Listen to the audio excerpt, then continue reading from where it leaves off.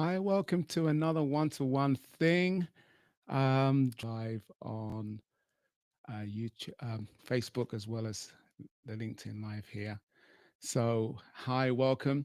I'm excited to be here as always. I just my chance to sort of, I guess, talk to the ether through the little the LinkedIn space that I have here. Hopefully, I'll have some people come and join us at the cooler. Otherwise, it will be just me on my lonesome. Um, and that's always a risk I take when I do these things every week. And it's 4:30 p.m. here in the UK, and that's where I'm based. So um, I've invited people from all over the place. So we'll see who drops in. But I do have a couple of things I'd like to share, um, but I don't want to necessarily dictate what we talk about in the cooler. Um, but if it's just me, it's my topic, so I guess I can start there. One of the things, let me just check that I've actually gone live in the event as well here, because sometimes these things can take a little. Okay, looks like I've gone there. If you want to join, there are links to the Restream Studio on both the Facebook comments as well as the LinkedIn ones. But so yeah, I've been busy this week. I posted around my 12-week year journey. We're up to October, so that's week 10 in the 12-week year, and looking forward to the culmination and results for year 3, which is the third time I've done this sort of periodization of a year in 12 weeks. Uh, Usually take a week between the years. Keep doing air quotes for this years, to review and plan, sort of get our head around what's coming through the pike, and in that way it marries pretty well. I started at the beginning of the year, so it basically marries the quarters of the actual calendar year, but there's no reason why it has to. Um, the periodization can work for you, and periodizing our year is nothing new. We do it with our tax year, we do it with our academic year, we do it with a lunar cycles as well. So um, periodization is nothing new. It's just in this context, it marries well. It sort of works well with the concept of a 12-week year being like 12 months of the year. So all that to say, it's a good book. If you've not read it or come across it, The 12-Week Year, P. Moran, somewhere. Yeah, there's a little plug for the book, 12-Week Year, Brian Moran.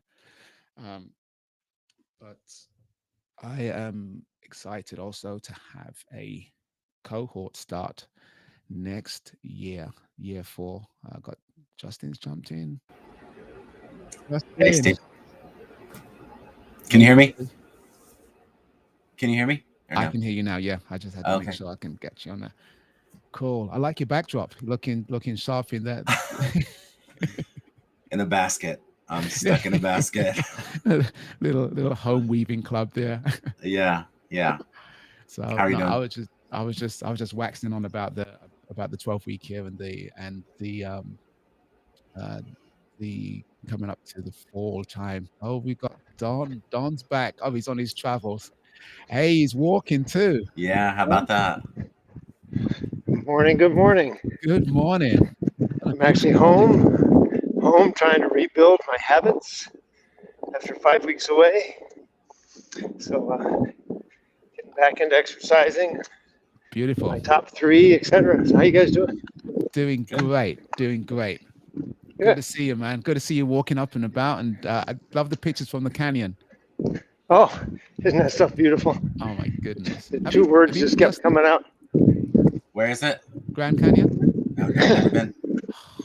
Oh, we went to Arches, Canyonlands, Nice. Capitol Reef, Bryce Canyon, Zion, up into Page with Glen Canyon Dam, Grand Canyon, another place over in New Mexico.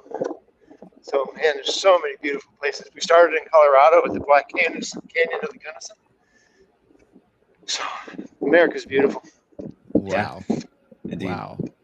Yeah. You know, as is every country. Every country God makes, even Iraq when I was there, yeah, is beautiful in its own way. that is so cool. You know, I had something planned to share in case I'm by myself, because I always have to have something planned in case I'm Yep. by myself on these things. And thankfully, people show up, and you know, I can defer to the conversation in the room. But what you shared just then is kind of segues into what I was going to share, and it's Okay. this phrase: the map is not the territory. Hmm. Yes. And I heard that. I mean, I've heard that through NLP training. It became sort of one of the big, I don't know, one of the core mental models within that NLP space. That's all And right. it actually predates it. It predates it a good 30 plus years from a sort of scientific background. And it makes total sense. You know, what we abstract is not the same as the abstracted. Yep. What is represented is not the same as, well, the representation isn't the reality. It's a representation of something.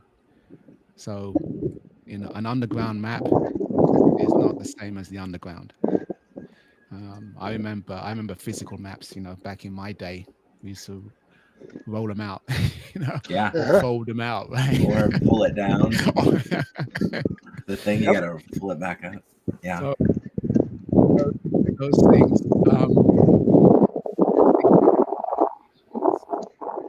reality, they're, they're helpful, uh, and even when they're not true, they can be somewhat helpful. Kelvin, nice to see you, bro. Hey Steve, how's it going? Good. Kelvin, Hi Justin. Hi meet Don. Justin and Don. Don is on his Right. walk. In, well, you're in, what state are you in? San Antonio, Texas. That's right, San Antonio. Yeah, big We're Texas. still Yeah, the nearing map 100 not being degrees the every day. Say that again. Oh. Still nearing 100 degrees every day. Wow. Boy. Yeah. That's rough. Yeah. Okay. So you got to get Um, out early. I didn't get out early today. I had a mastermind at 6 and a coaching session at 8. I did some other stuff around those, so now I'm at 9 to 10. Now 10:30, getting out and doing my walk, which is a little warm now. Yeah. Humid too, probably, huh? Getting there. We had Yeah. 3 inches of rain over the weekend, man. I loved it. It Yeah. was great. The lawn was looking a little parched. Mm. Now I don't have to water it. I love what you said, though, Steve, in terms of the map is not. What'd you say? The map is not reality. Map is not. It's not the map is not the territory. It's not the territory. Yeah, but we try to force it. We try to force it Oh, in so many ways, boy, do we. and sometimes you just got to let it be reality. Let it be what it is. Yeah. So, Go, Justin. Go. Justin's shaking his head. I'm like, no. You gotta force it. You gotta fight it. You gotta. And also the when you think representation is not reality, that's Mhm. not to take anything away from the usefulness of representation. The map is very, very useful. I wouldn't travel the underground without looking at a map in London.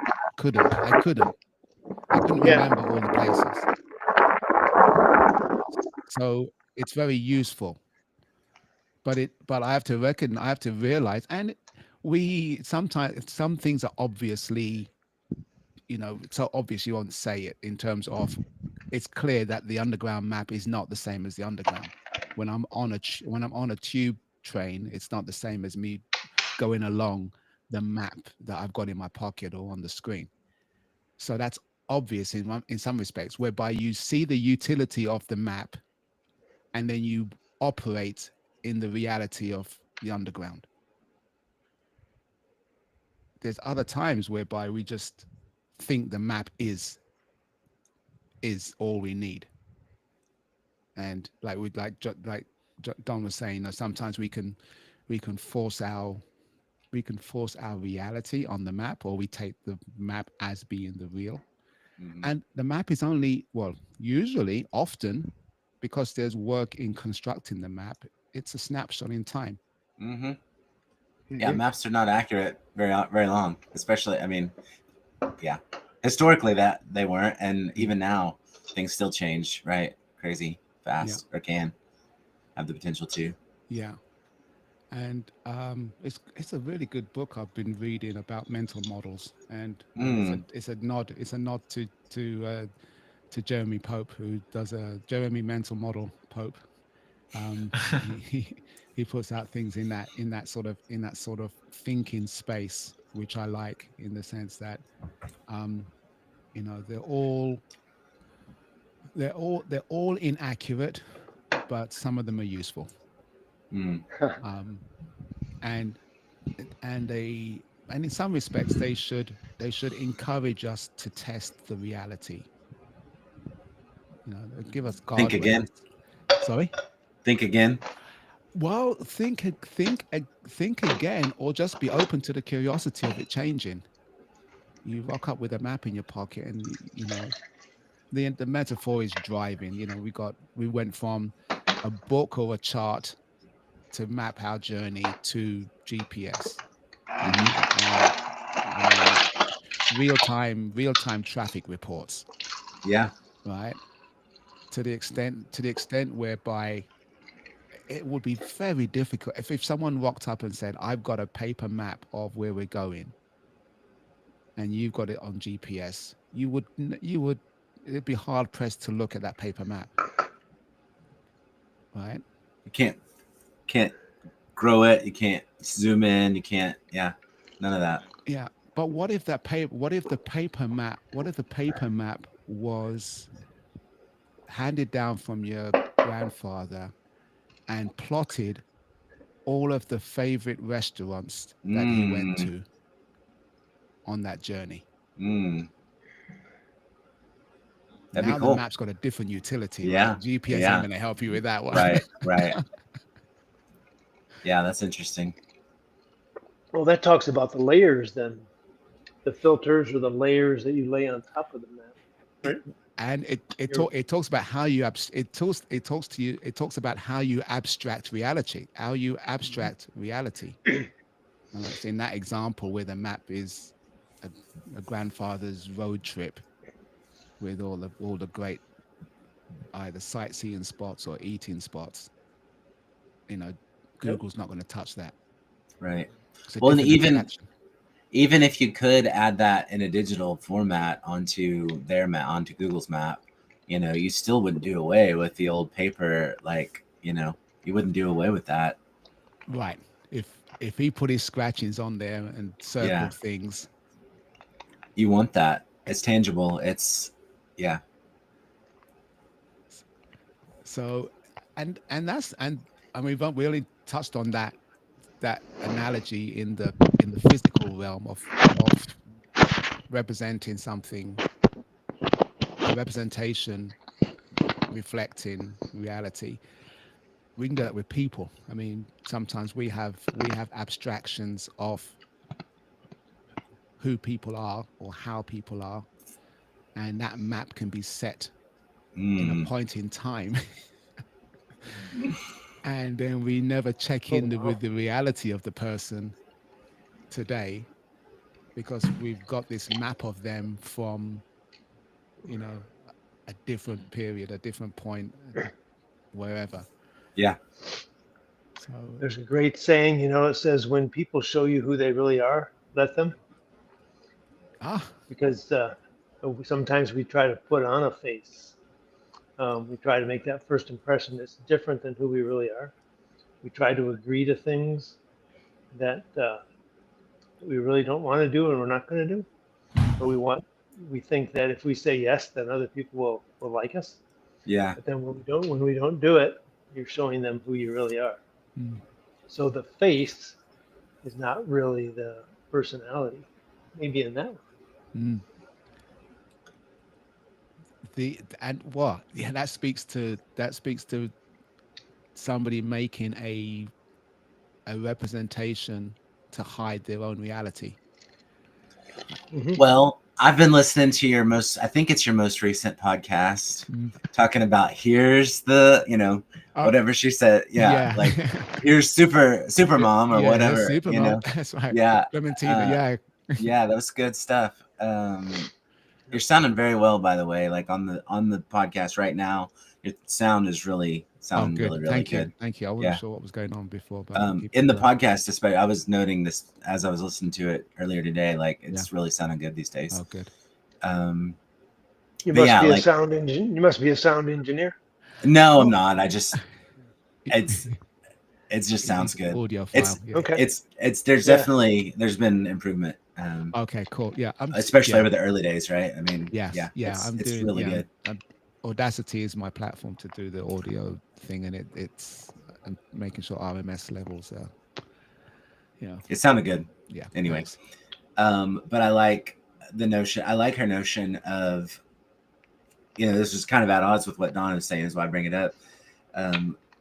Forcefully putting on a persona, if you like, to kind of empower yourself to do whatever it is. And it may or may not be real, if may not be anchored in reality, but it helps you move in reality, right? Like here's Supermom, or here's here come I don't know, you know what I'm talking about, Steve. Yeah, I think I anchored it to almost like a costume, even though I mean hers was very verbal, and here I am as X role, whatever that is, and kind of adding some hype to it to get in a good headspace. I think putting on a certain shirt or a hat or whatever can kind of frame your perspective and your outward projection. Who you become is influenced by the steps you go through in preparation for showing up, right? The abstraction that you make can inform the reality that you see. The whole rose-colored glasses, or like you're saying, you're the king of rose-colored glasses, dude. My glasses aren't rose-colored, but I bet they are. But I've bought a chef's jacket to cook in, and feel differently when I put it on. 100%. That representation can influence, shape that reality. Paul's added something there. Making things tangible, which is why visualization and vision boards notes are so powerful. It allows you to make your goals tangible. So you can inform a reality by the representation or the abstraction that you're making. And I think that's what Clementina was saying, that and again, tying in Paul's impossible to I'm possible. Even that shift of perspective allows you to look at the realities that you're walking into a little bit differently. And the key thing about a reality is that I think Moisey talks about this. Alex and Moisey talked about sort of being intelligent. If you don't take the feedback from the reality and act on the feedback of reality, then you're not intelligent. You may know stuff and you apply it, but if you don't learn from applying, then you're not intelligent in that sense. If something, it's feedback. It's that feedback loop. It's ensuring that you've got a sense of understanding. Reality will always win. Whether, of course, there's a point there though, that does reality always win, or will reality cause certain stresses? I'm thinking of what the example you said a minute ago, the Supermom, right? And somehow we've gotten into women who have to be the super housekeeper, the super mom. The kids all we start to to have our self-worth based upon how our kids are doing, how they behave, how they do in school. We self-worth is based upon how our house looks, right? And what do we miss out because of that? I remember one time I was trying to be nice to my wife, and she was going to go out on a Saturday morning, and the kids were home, and they were middle school age. And I said, we're going to clean the house. So we spent like 4 hours cleaning the house. Well, we got the house clean. It was painful, but we got it done. But what I missed was the opportunity to sit down with them and play a game and maybe relate to them instead of them seeing me as a demanding dad trying to impress my wife, right? So I think about when we try to invite friends over, and the first thing somebody says is, "Oh, we can't because my house hasn't been fully dusted, hasn't been vacuumed, hasn't been, the furniture's old." And we totally miss an opportunity to mix with friends, Yeah. build friendships for fear of not being that super mom, super dad, right? Could be the car's not washed, could be the garage isn't clean, could be all kinds of things. It's like, hey, it is what it is, right? Yeah. And there's spectrums and grades to all of this, in the sense of feeling a sense of appropriateness. I mean, I always show up on camera, microphones there, backgrounds done. I've got a little light here. I keep my visual environment at a certain level. Could I go on my phone and walk the street? Maybe. I don't know how much I can manage within being hosting the studio. There's some logistics in that. Would I turn my camera around and show you the rest of my room? Sure, I can. I can. No, I won't do that now. But the idea is that there's a representation. There's always that kind of ego representation element to how we show up for others. Sometimes, but it's a balance. Sometimes you just want to just do it because, hey, you know what? I've got to look good because I've got to impress somebody. Other times you go, I'm just going to keep it real. It's more important that the timing of me connecting with someone than the presentation of my environment. And I've done that multiple times this week already. So and also consistency. When someone shows up again and again in different circumstances, there's a sense of consistency, and it drops the need for there to be all this ego playing in terms of it's always pristine. And then there is a representation of, it's, what do you call it?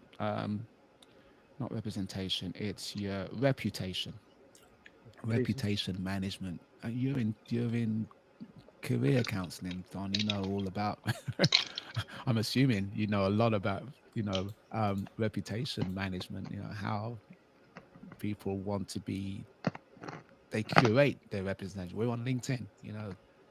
There's hundreds of millions of people concerned about their reputation, at the expense of the reality, at the expense of, if your map becomes so important to you that you disconnect it from reality.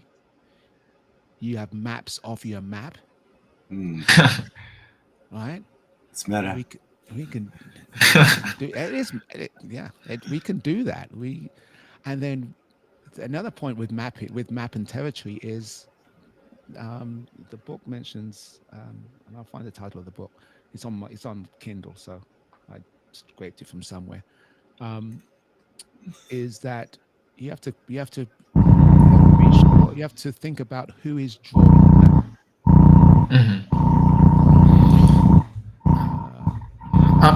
For me, right, Steve, I think it's a bit of like you mentioned. Yeah, I don't know whose audio is that, but go ahead.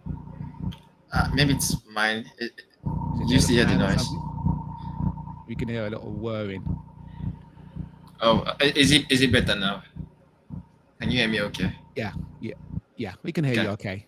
Just it's in the background, but that's cool. Okay. Yeah. So for me, There again. His face. Okay. His face tells me that it's is the audio file. Let me quickly check it out. Yeah. 1 sec. It sounds like maybe not. Maybe noise cancelling will drop it out the back. Yeah, I think I have my noise cancelling turned Okay. on. It's a lot less now. And it's pulsing. Yeah, it does feel like a fan. It does feel like someone's fan is Is it was? it's done. It's It's gone on now. his 100-degree. I had to change my mic. Okay, I don't that's mind better. it picks up all the sound, and then sometimes the noise cancellation doesn't work. Okay, you're good now. Right, awesome. So yeah, I was just going to chime in and say that I think it's a bit of a balance, like you rightly mentioned. For me, authenticity is very important. And we've talked a lot about frameworks around representations, maps, right, first impressions. So, but for me, I think we've somehow gotten it completely wrong with first impressions. I mean, generally speaking, many people we think that we're about proving ourselves instead of setting the tone for everything else that follows. Like you mentioned, okay, yes, we meet for the first time, but then you would still need to meet that person in different settings, right? So we need to be authentic to ourselves, even in during the first meeting, because we set the tone for everything that follows. So when everybody walks into um, that first interaction, right, trying to be the most polished versions of themselves, um, or polished version of the person that they like, right? They demonstrate I'm smart, I'm capable. I've got my shit together, I've got my life together. But then it's not really the authentic representation. It's just theater in my Mm. opinion. And when you lead with theater, right, you train everyone else, right, to perform to. It's very performative. Wow. And then suddenly you've got this whole dynamic where everybody is managing their image, like you mentioned, maps of maps, right? Managing their image instead of actually engaging with reality. So, but for me, what I prefer is to rather show up and say, yes, where I am, yes, what I'm working on, yeah, and then what I'm trying to still figure out, right? And then because of that first moment of realness, authenticity, that becomes think of it like the permission to be yeah, what's the word? So basically, it sets the structure for everything that happens later, right? Mm. So that's what I believe. I believe in essentially you're essentially communicating that we're going to deal with what is, right, and then leave all the wish washing stuff, and then everybody is able to we're basically, if we're solving a problem, we're all solving the problem. We're not trying to solve symptoms of the problem. We're not I mean, basically, if someone has let's I think of it like in my organization, right, and then people start curating their responses. People want to try to sound smart, and really it's not there. It causes a lot of problem down the pipeline. So it's for everybody to come in very authentically, and then when you have a problem, yes, we're looking for real solutions to the problem, and it's not polished and performative and making us lose time. That's how I prefer to go about my life, including first impressions. So Yeah. just wanted to chime in. Thank you. You said something really powerful, and it's a great phrase. If you're leading with theater, then everyone starts performing. Put that on a It's t-shirt. 12 hours. Mine does it too. That's fine. It's 12 hours. Sorry. It's 17 hours here. Mine just said 17.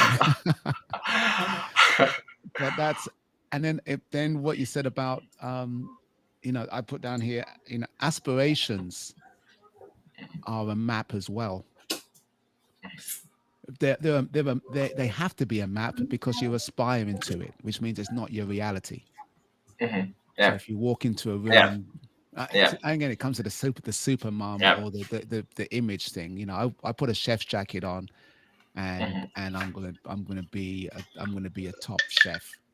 The reality is my meal may not be tangibly different, Yeah. and how I rock up to make the meal feels different to me, and it can inform that reality of the meal. I chop differently, or actually, even if it signals to other people around me that dad's cooking, you know, leave him alone. He's the head chef. They even may feel that the meal is different. I may present it differently because I've got a chef's jacket on. I may dress the plate differently. We call it packaging, yeah. Yeah. So but I have to be I have to reckon. I think one thing with map and territory is that they need to be close enough for you to get for you to still be grounded. You still have to be connected to reality. I disagree. Oh, Well, I mean, well, okay. So with the chef thing, that was a great example of what I was talking about, and I think it correlates with what she was saying Yeah. on your podcast. I think it inspires. I mean, okay, it has to be anchored in reality, of course, because reality has constraints, physical and whatnot. That's a good point, Barrington. But yeah, I like that too. But when you get that chef jacket on, it inspires a confidence, or it inspires something in you that's there with or without the jacket, but you might not have access to it without the jacket. Right. And so, yeah, I think your cuts will be different. Your plating will be different, but it's all there. But it's like, I don't know. I don't know how to say what I'm trying to say. Yeah. I think yeah, I think there's a point. That's a good point in the sense that I was talking about there needs to be a connection between the map and the territory. It's no point me looking at an underground map if I'm never going to go onto the underground map and go onto the underground. So even if, and to the point about the performative element, how do you know when you're performing? And there's a saying that the whole world is a stage and we're just actors on it, right? So there is always going to be an element of a performative nature. I think sometimes we have to kind of understand why we're doing it, who we're doing it for, and what outcomes are we looking from that performative effort. And the book talks about an element of the map and the territory. You have to look at who is drawing the map. Who, the design of the London Underground, for example, was very utilitarian to get us and to understand how to get from West London to East London and so on. It wasn't designed it wasn't designed for the train driver. It was designed for the commuter. So the cartographer did it in a way, used colors, used design, and it stands as one of the most iconic representation design things. Metro took their leaf from it. It's a classic piece of visualization, if you like, data visualization. Right, visualization is the map. It's not the data underneath. It's not the data underneath. Right. And again, so there is an element that I think there needs to be a connectedness to the abstract, to what you're abstracting from, or the representation to the reality. When that is separated, now you're at the mercy of who drew the map. If you're never going to drive the underground, and your only thought of the London Underground is through an underground map, never been to England, never been on the underground, and then you can still make inferences from a London Underground map, even if you've never ridden on the underground. You'll know that Wood Green and Turnpike Lane are adjacent stations. You can see that two things on a geographical map. You know that London to Paris is closer than London to Rome because it's there, even if you've never been to Europe. So there's value in the representation, but don't use that representation for something that needs to be done in reality. If you got to show up at Heathrow and fly to Paris and then fly to Rome, then those are reality expressions. You know, Yeah. I don't need a map at that point. I'm actually doing.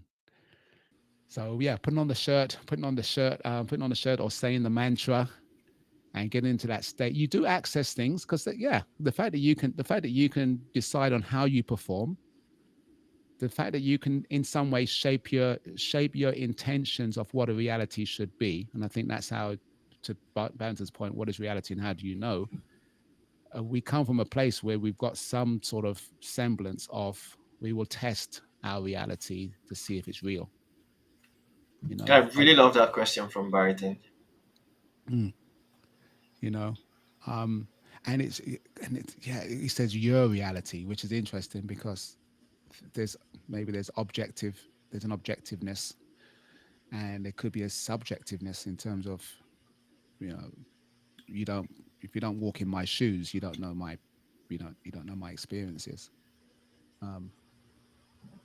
Well, and again with the chef jacket, you put the jacket on and you see differently. It's true. You know, I mean, you see things differently. Like I said, you approach the plate, you know, the presentation of the plate differently. You approach the chop differently.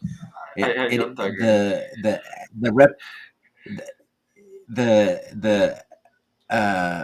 You know, the projection informs the perspective. I mean, Yeah, I it's don't think crazy. I agree with that. I don't think because you Good. Okay. I don't think Good. because you wear the the chef's jacket, it changes how you approach this. Really, it's theater. It doesn't really change.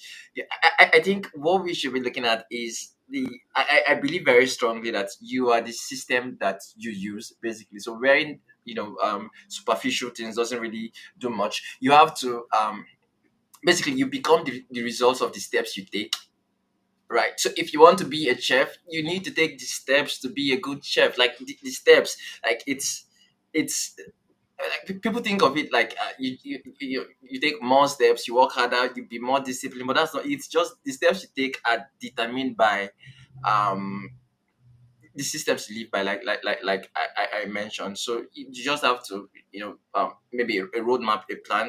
Okay, I want to be a chef by, and you give yourself a timeline, maybe in 3 months, and then you look at, okay, what are the steps that I need? So your inputs basically will determine the output, right? But I mean, you get nowhere in maybe the chef world if you maybe wear the jacket, or it doesn't really change. I do not think it changes anything. I think it's more in the discipline of it, the system, building the system around being able to get to that destination you're looking for.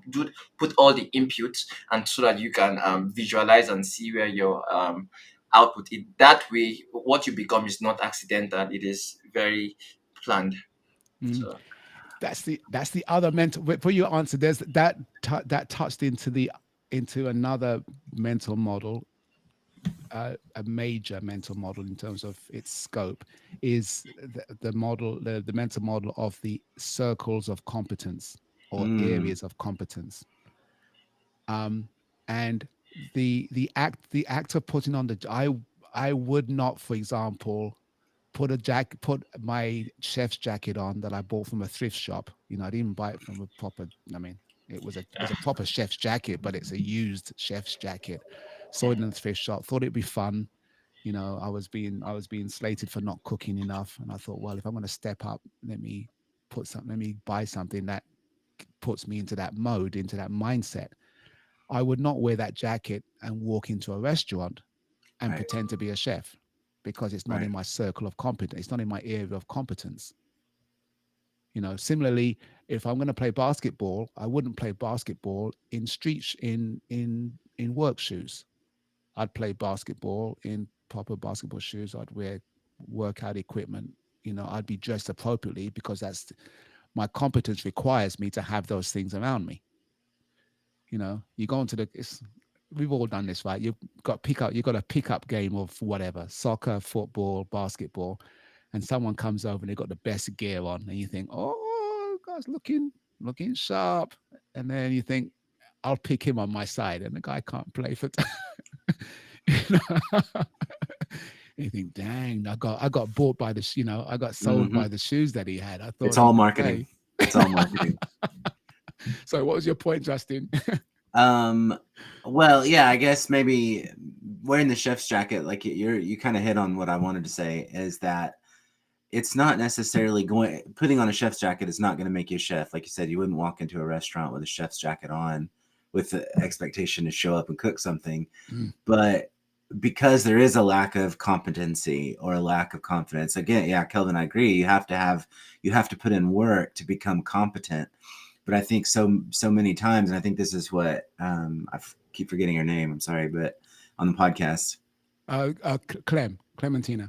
Yeah, Clementina. What she was getting at is, like I said, there is a competency. There's a gap in. There's not a gap in competency, but there's a gap in confidence. We have the competency, but sometimes we can't access it because of a lack of confidence. And putting on the jacket or saying, "Here comes whoever," identifying yourself as that role allows you to get into that competence. And again, it informs not only what you do outwardly, but how you take in the world. Your perception changes when you self-identify in that confident role. That's well said. That's very well said in terms of there's no reason why we can't create maps of the territory as opposed to use other people's maps. The grandfather that wrote on the map all the places that he wanted to eat, or he liked to eat in. He could have been writing that for lots of reasons. He could have written it because he wanted to remember it as a keepsake for himself. He may be writing it down because he knows that his kids or grandkids may one day take this journey, and he's writing it with a future perspective in mind. So there's no reason why we can't create our own abstractions in the way that serves us or others, as opposed to just using other people's or other abstractions done for us. And we move into a slippery slope world with abstractions coming thick and fast, and being a lot more complex in terms of what they provide. A GPS map has, like Don was saying, it's got lots of layers. It's got there's things in it. You can have a terrain view, you can have a night view, you can have a representation view, you can have a 3D street view, you can have it signpost stores, it can signpost garages, it can signpost schools, hairdressers, restaurants, all of these things on top. And as well as it does it, you sit in a Tesla and it maps the world as you drive through it. You still have to look out the window and take it in, because as smart as the car can be, you're the one in reality. You're the one having to deal with the reality.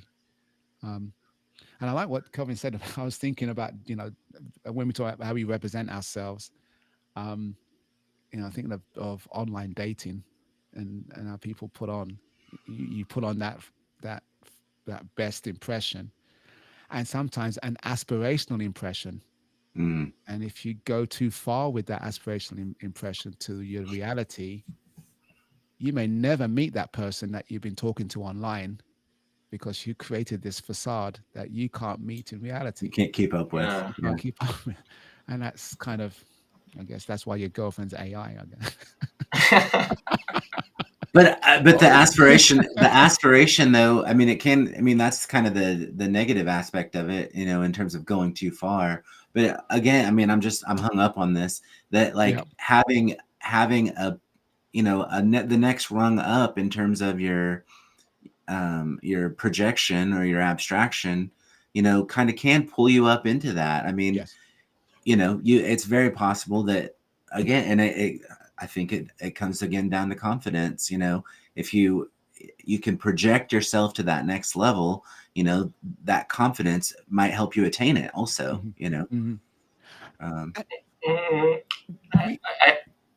So for me, I think I think the gap between where you are and where you want to be isn't closed by aspiration or inspiration.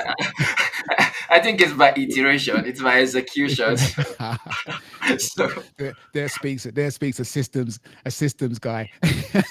Yeah.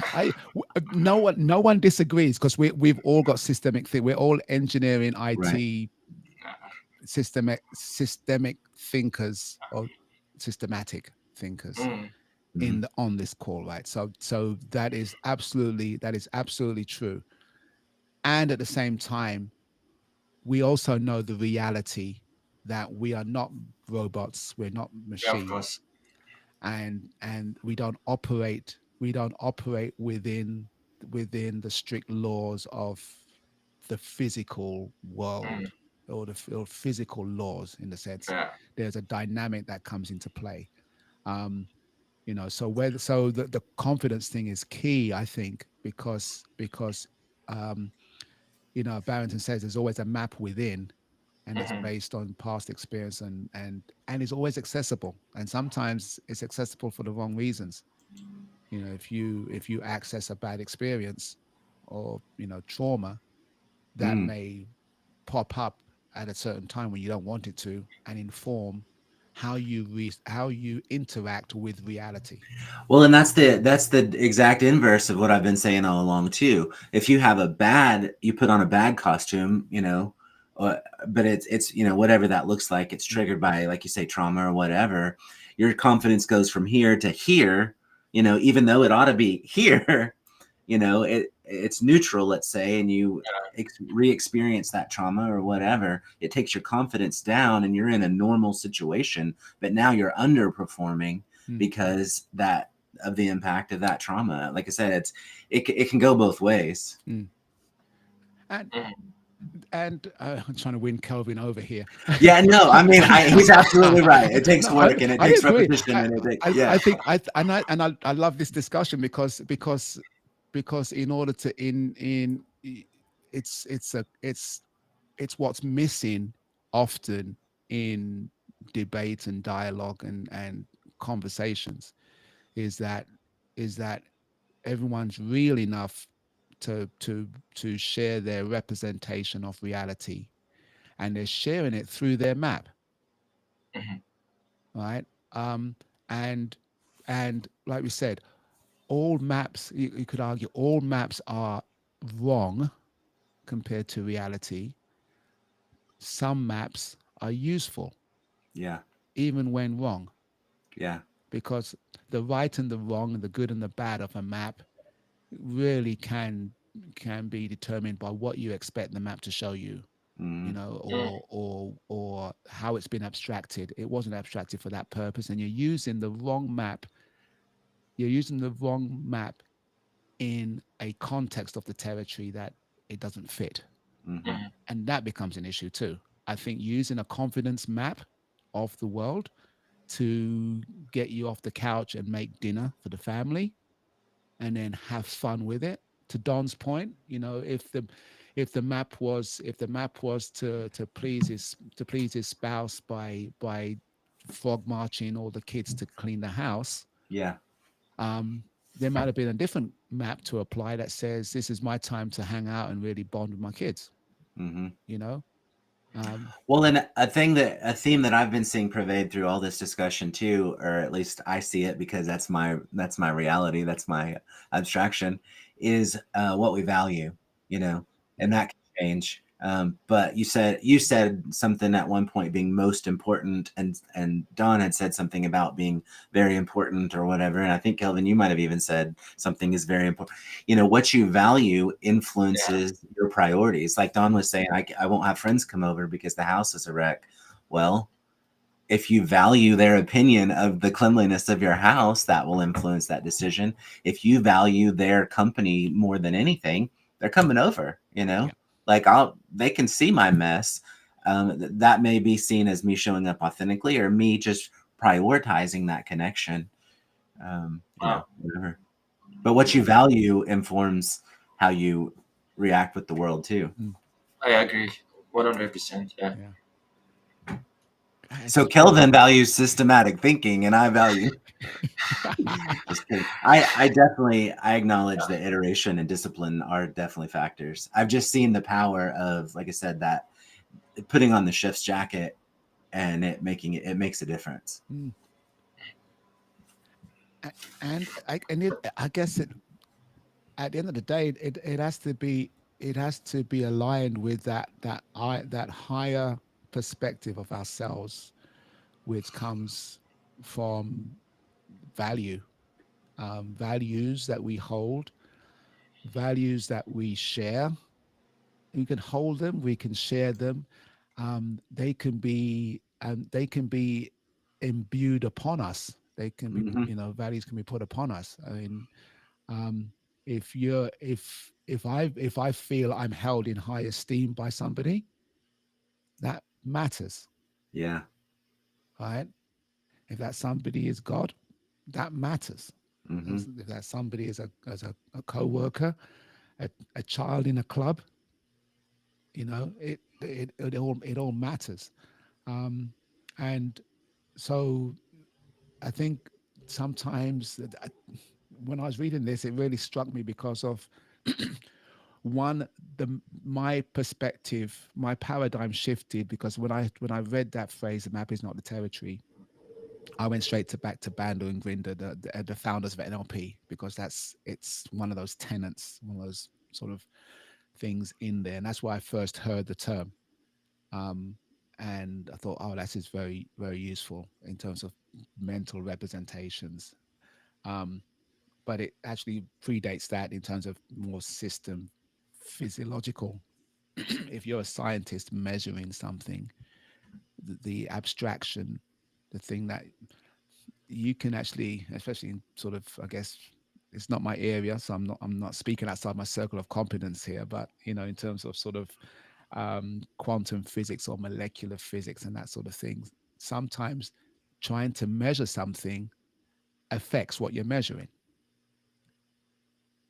Yeah. The fact that you put something into a space to measure what's going on, you put something into reality to measure that, to get an Hmm. abstraction of what it is, Hmm. you actually mess with the thing that you're trying to measure at quantum levels, right? Well, Because but that certainly applies to behavioral analysis and things like that. I mean, it's yes, all, you show up very subjectively for those types of tests, right? yeah, yeah. Yeah. So for me, that was a shift that says, what the where did I go with that? Is that paradigm shifted from, I didn't realize that phrase was around 30 years before these guys even put it into the sort of the NLP culture.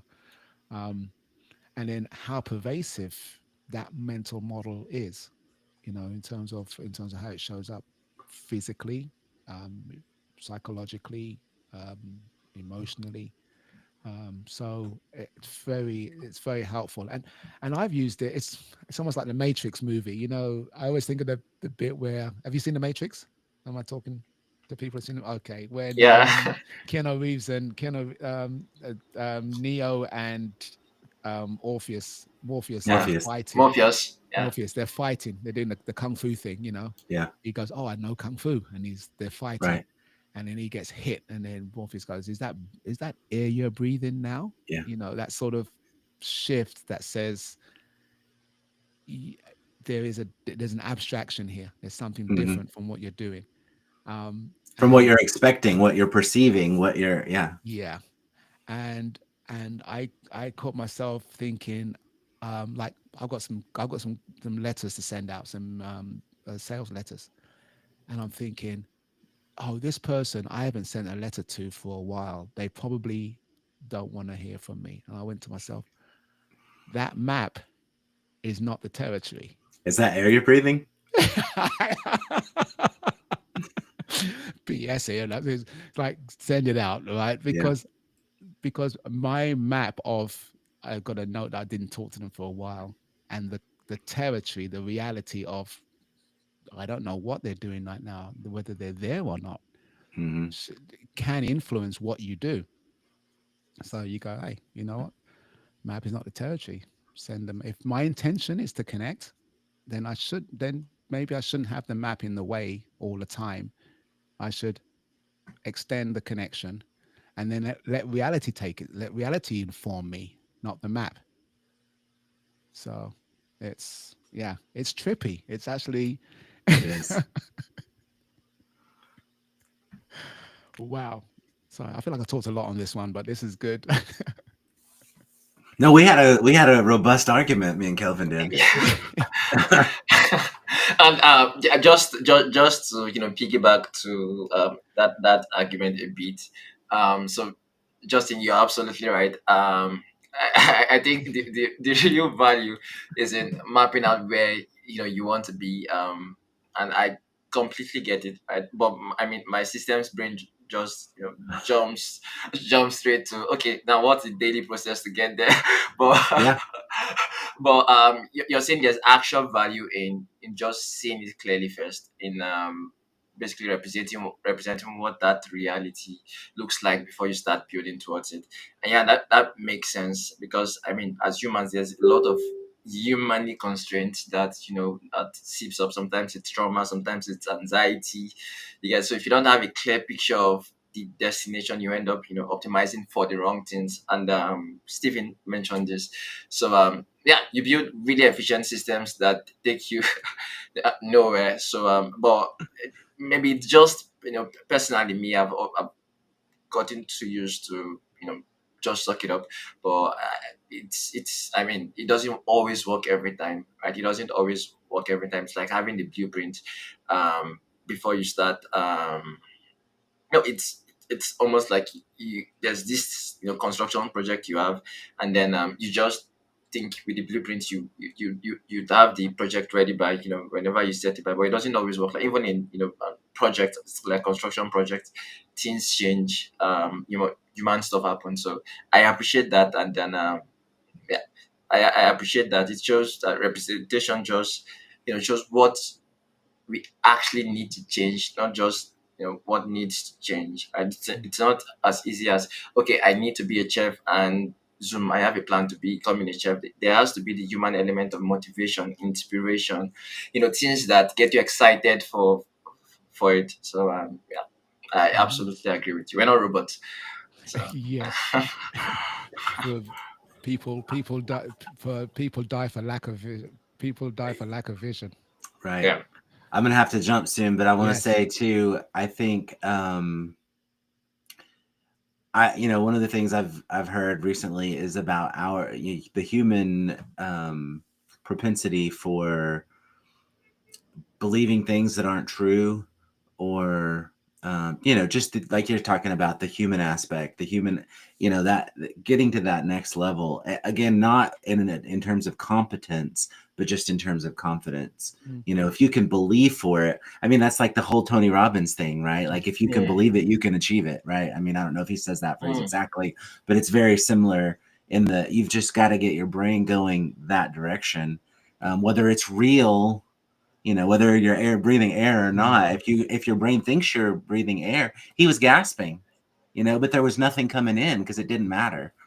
If your brain goes that way, your body's going to follow, right? I guess that's all I'm trying to say. So competence and confidence, got it. Yeah. they are very they sit in They're linked. competence sits in that circle. Again, the map being a reality is a good first mental model, because even in an area of competence, there needs to be a check of the reality of where your skills lie. Knowing what you know, the smart people know what they don't know, not just what they know. If so it's interesting in that respect, and that's probably another drop in water cooler. But thanks for that. That was a good point in terms of, I just to respond what you said about, because I don't think Tony says it, but it's something that's implied in that personal development world, that it's mindset. The thing that I think is often missing is linking that back to the reality, which does maybe require systemic thinking to get you from A to B, not just go from one program to another program to another program, which can sometimes be the old raison d'etre for someone saying you need to change your mindset. Because if I've got you on that map without it being tied to reality, I can get you to act on the map I've given you, not the reality. When someone not your puts, map. yeah, when someone puts when someone puts a program onto 4 different credit cards just to make it into the room, I'm thinking that the map that they have is not necessarily the reality, tied to the reality that they find themselves in. So, and I've seen that. Justin, thank you. I'm gonna. It's It's bottom of the hour, 4:30 here. He's gone, but Kelvin, thank you. That was good. That was good. Good to have your input on that. And Yeah, I mean, the big takeaway for me today is, confidence and competence. So I learned a thing or two, and yeah, it's exciting, when perspectives change. So thank you. If you get to say this. And yeah, it's been. I'm gonna shut down here, but it's been great. Thank you, Barrington, on the chat comments there. I haven't been checking Facebook, but most of the stuff comes in through there. Barrington and Paul joining us there. Anyone watching the replay, please check this out. Map is not the territory; is really the cornerstone. And I'd love to hear what Jeremy thinks. I'm gonna ask him later. Yeah, please do. Kelvin, I'm very interested in hearing him. Thank you, bro. We've got to get together. Actually, I'll find some time today, and we'll make a connection happen. Awesome. But great to see everybody. Thanks again. All right, till next week.